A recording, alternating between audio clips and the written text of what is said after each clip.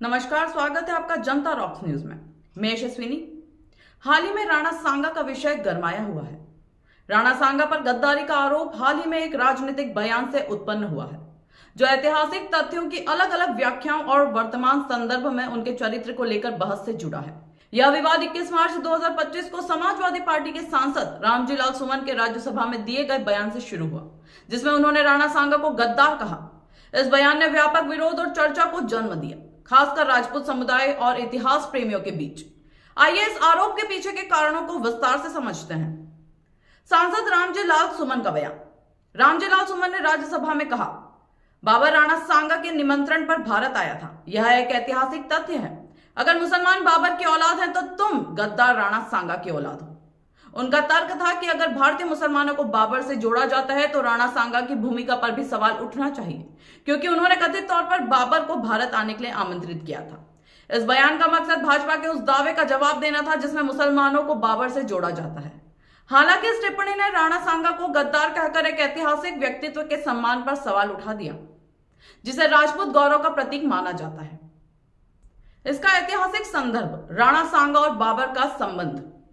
राणा सांगा मेवाड़ के शासक थे, जिन्होंने 1509 से 1528 तक शासन किया। वे एक शक्तिशाली राजपूत नायक थे, जिन्होंने अपने सैन्य कौशल और नेतृत्व से मेवाड़ को समृद्धि की ऊंचाइयों पर पहुंचाया। बाबर के साथ उनका संबंध उस समय शुरू हुआ जब दिल्ली पर इब्राहिम लोदी का शासन था। कुछ इतिहासकारों के अनुसार राणा सांगा ने बाबर से संपर्क किया था ताकि वह इब्राहिम लोदी को हराने में मदद कर सके। यह एक रणनीतिक कदम था, क्योंकि लोदी सल्तनत मेवाड़ के लिए खतरा थी। बाबरनामा का उल्लेख। बाबर ने अपने आत्मकथा बाबरनामा में लिखा है कि राणा सांगा ने उनके पास दूत भेजे थे, जिसे कुछ लोग निमंत्रण के रूप में देखते हैं। बाबर 1526 में भारत आया और पानीपत की पहली लड़ाई में इब्राहिम लोदी को हराकर दिल्ली पर कब्जा कर लिया। खानवा की लड़ाई 1527। हालांकि बाबर के भारत में स्थायी रूप से रहने और अपने साम्राज्य का विस्तार करने की मंशा के बाद राणा सांगा और बाबर के बीच दुश्मनी हो गई। राणा सांगा ने राजपूतों को एकजुट किया और बाबर के खिलाफ खानवा की लड़ाई लड़ी। इस युद्ध में राणा सांगा बुरी तरह घायल हो गए और उनकी सेना हार गई। कुछ सहयोगियों जैसे सलहदी ने युद्ध के दौरान उनका साथ छोड़ दिया, जिसे धोखे के रूप में देखा जाता है। गद्दारी का आरोप क्यों लगा? रामजी लाल सुमन का दावा बाबर को निमंत्रण देने पर आधारित है, जिसे वे देशद्रोह या गद्दारी के रूप में पेश करते हैं।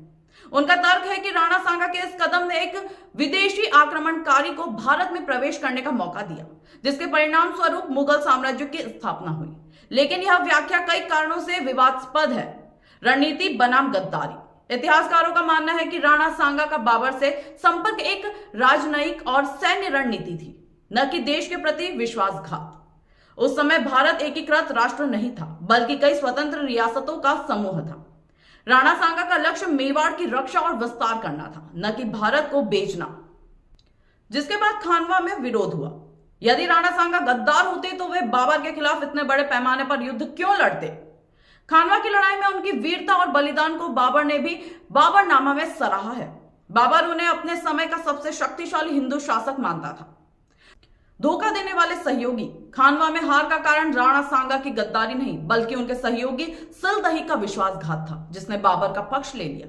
इसके अलावा राणा सांगा की मृत्यु भी 1528 में अपने ही सामंतों द्वारा जहर दिए जाने से हुई, जो उनकी हार के बाद बाबर से दोबारा लड़ने की उनकी योजना से असहमत थे। वर्तमान विवाद का कारण राजनीतिक संदर्भ। सुमन का बयान भाजपा के उस नैरेटिव का जवाब था जो मुगल शासकों को आक्रमणकारी मानता है और मुसलमानों को उससे जोड़ता है। सुमन ने इसे उलटकर हिंदुओं पर राणा सांगा के जरिए निशाना साधा, जिससे यह भावनात्मक और राजनीतिक मुद्दा बन गया, जिससे राजपूतों का आक्रोश और बढ़ गया। राणा सांगा को राजपूत गौरव का प्रतीक माना जाता है। उनके शरीर पर 80 घाव, एक आंख, एक हाथ और एक पैर खोने के बावजूद युद्ध लड़ने की कहानियां प्रसिद्ध है। ऐसे में उन्हें गद्दार कहना राजपूत समुदाय के लिए अपमानजनक माना गया। करणी सेना जैसे संगठनों ने सुमन के खिलाफ उग्र प्रदर्शन किए, जिसमें उनके घर पर हमला और इनाम की घोषणा शामिल है। इतिहास की व्याख्या। यह विवाद इतिहास को वर्तमान राजनीति के चश्मे से देखने का परिणाम है। जहां कुछ लोग राणा सांगा के बाबर से संपर्क को गलत ठहराए हैं, वहीं अन्य उसे उस समय की परिस्थितियों में एक समझदारी भरा कदम मानते हैं। बात करते हैं हम इस विवाद के निष्कर्ष की। राणा सांगा पर गद्दारी का आरोप ऐतिहासिक तथ्यों से ज्यादा वर्तमान राजनीतिक बहस और भावनाओं से प्रेरित है। ऐतिहासिक रूप से वे एक वीर योद्धा थे जिन्होंने अपने राज्य और सम्मान के लिए लड़ाई लड़ी। बाबर से उनका शुरुआती संपर्क एक रणनीति थी जिसका उद्देश्य लोधी सल्तनत को कमजोर करना था, लेकिन बाद में उन्होंने बाबर का जमकर विरोध किया।